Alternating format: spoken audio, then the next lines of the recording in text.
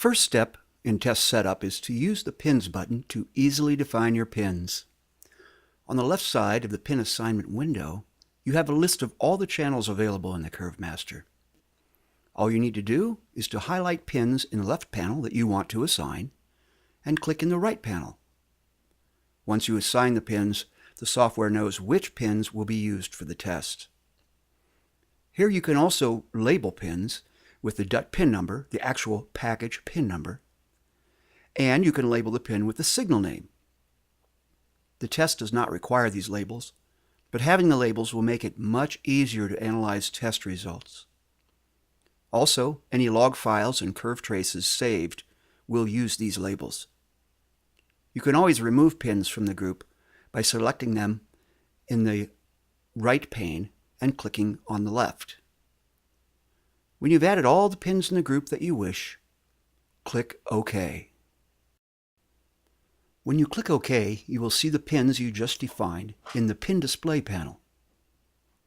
Here you can also change the color of the pins, which in turn changes the color of the trace that you see on the screen.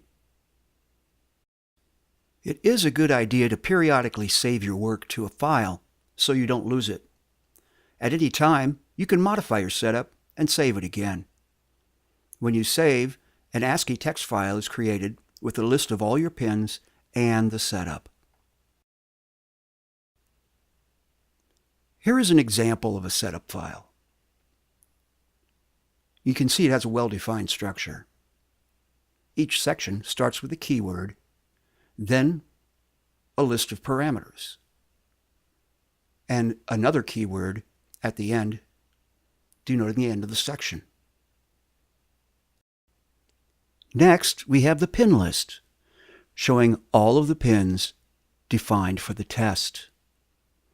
We see the system channel, the .dot pin number, the pin name, and the group. In the CurveMaster, all of the signal pins will be in Group 1. Group 2 and higher are for power pins. That's why we see Group 2 has the pin VCC and the .dot pin 20. Other test parameters are next, such as our open short test setup here and our golden pin parameters right here.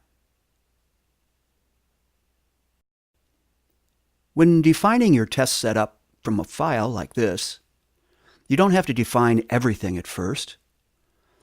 Just the curve trace parameters and the pin assignments are enough for a good start.